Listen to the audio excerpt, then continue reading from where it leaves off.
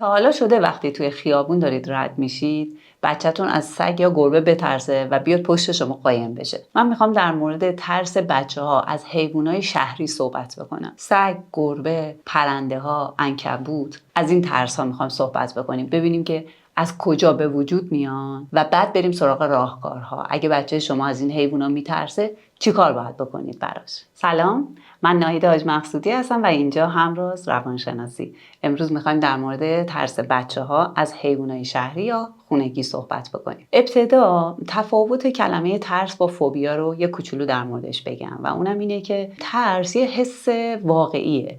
مثلا تصور کنید یه سگ بزرگی پارس میکنه و طرف ما میاد و اون غریزه بقا باعث میشه که ما بترسیم، پس مراقب خودمون باشیم. ولی فوبیا زمانی هستش که اون سگ اصلا وجود نداره، ما نمیبینیمش، ولی تو ذهنمون داره به ما حس ترس خیلی زیاد و وحشت میده، طوری که ما میتونیم راجع به اون کابوس ببینیم.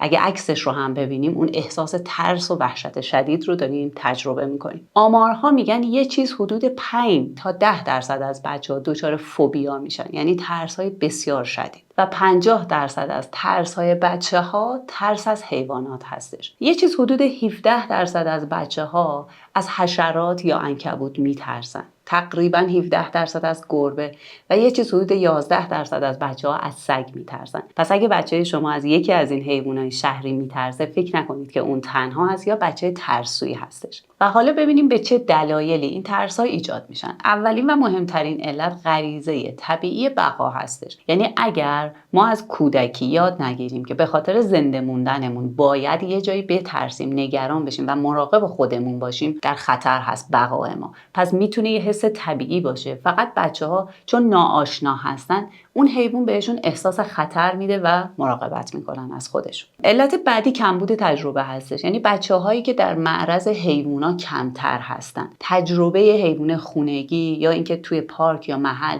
سگ یا گربه یا پرنده‌ای رو ببینن ندارن، بیشتر میترسن از حیونا. موضوع بعدی یاد گرفتن از بزرگترها هستش. وقتی من و شما به عنوان مادر یا پدر یا خواهر برادر بزرگترشون میترسن و ریاکشن‌های ما رو میبینن، بچه‌ها جیغ میزنیم، میترسیم، قایم میشه خواهر یا برادرشون وقتی حیوانی رو میبینه، این ریاکشن ها داره به اون بچه میگه که این خطر داره و اون هم اون رفتار رو تقلید میکنه. یعنی شاید اصلا ترس نباشه، فقط داره تقلید میکنه اون رفتار رو. مورد بعدی تجربه بد قبلی هستش. اگر بچه ما حالا یا توی محیط دیده باشه ریاکشن کسی یا برای خودش، مثلا حیوانی نزدیک یه سگ شده باشه و بهش پارس کرده باشه، یا مثلا یه گربه چنگ زده باشه اون رو. البته یه تحقیقی هم سال 2025 مؤسسه چالماید انجام داد و گفتش که بیشترین ترس بچه‌ها به خاطر همین تجربه قبلی هستش. آمار دقیقی اعلام نکردن، گفتن بیشترین ترس. علت بعدی هم تاثیر محیط هستش.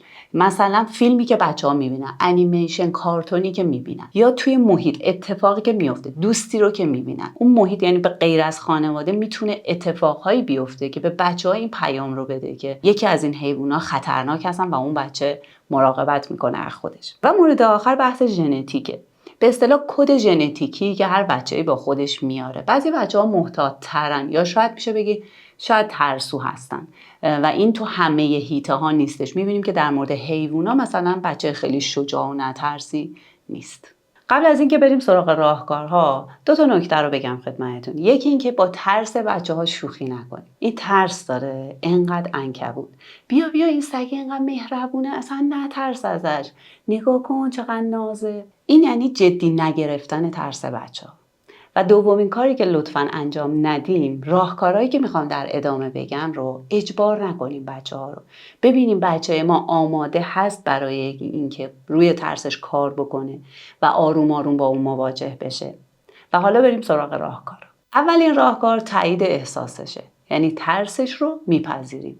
پس نمیگیم ترس نداره، بغلش میکنیم و میگیم عزیز دلم ترسیدی، بیا من اینجا هستم، بیا تو بغل مامان، بیا تو بغل بابا، چی کار میخوای برات بکنم؟ یعنی من متوجه شدم و بهت حق میدم که تو الان از این حیوان ترسیدی. مورد بعدی آشنایی مرحله به مرحله هستش. ما میگیم حساسیت زدایی منظم. یعنی اینکه عکسشو ببینه، نقاشیشو بکشیم، فیلمشو ببینه، یه انیمیشنی راجع به اون حیوان بهش نشون بدیم، بعد کم کم جلوتر بریم، یعنی بریم نزدیک یه حیوانی، حالا از 10 متریش، 5 متریش، 1 متریش، بعد خودمون نزدیک اون حیوان بشیم، آروم آروم با اون حیوان روبرو بشه، چون نمیخوایم این ترس تو ذهنش بمونه و میخوایم آروم آروم ترسش رو از بین ببریم. مورد بعدی الگوسازی مثبت بهش میگیم.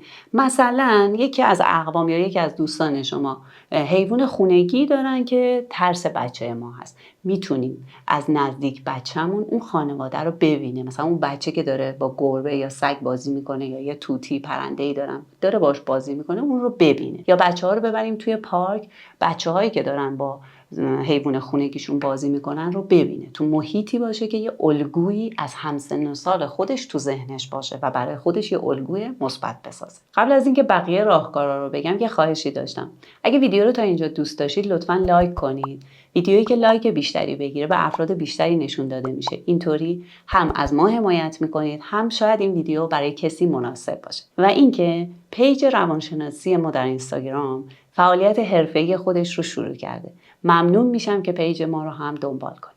راهکار بعدی اینه که به بچه‌هامون رفتارهای ایمن در مورد حیوانات شهری رو یاد بدیم. یه سری قوانین، مثل اینکه مثلا به حیوان کسی نباید نزدیک بشی، از صاحب یه حیوان باید اجازه بگیری، یا اینکه به حیوانی که داره غذا میخوره یا خوابیده نباید نزدیک بشی یا دستت رو روی سرش نباید ببری. قوانینی که تقریبا هممون بلدیم. اینا رو بهشون یاد بدیم تا تجربه منفی برای بچه‌ها شکل نگیره. و مورد بعد اینه که کمک بگیریم از بازی و قصه. اگه بچه‌های ما میترسن، نقش حیوان رو با هم دیگه بازی کنیم. مثلا اگه از گربه میترسه بهش بگیم که بیا با هم نقش خرس کوچولو گربه کوچولو داشته باشیم، تو میخوای کدومش باشی من کدوم، و با هم بازی بکنیم از همون حیوانی که ترس داره. یا عروسک‌های انگشتی حیوانات رو گرفته باشیم و با هم دیگه بازی بکنیم، یا راجع به اون حیوان بهش قصه بگیم، در موردش یه شبیه سازی توی ذهنش از حیوان مثلا مهربون داشته باشه به جای اون ترسی که توی ذهنش هست. و مورد آخر اینه که اگر بچه ما ترس شدید داره، یعنی اون فوبیایی که ابتدای ویدیو عرض کردم طبق آمار و تحقیقات یه چیز حدود 5 تا 10% از بچه‌ها فوبیا دارن. بیشتر بچه‌های من و شما ترس دارن که ما میتونیم با این راهکارها حتما نتیجه بگیریم. اگر فوبیا هستش حتما باید کمک حرفه‌ای بگیرید و مشاور کودک میتونه با بازی درمانی و روش‌های درمانی مثل CBT و چیزهای دیگه‌ای که بلد هستیم، رویکردهای دیگه با بچه‌ها کار بکنیم که این فوبیا به ترس تبدیل بشه و بعد ترس کم کم از بین بره.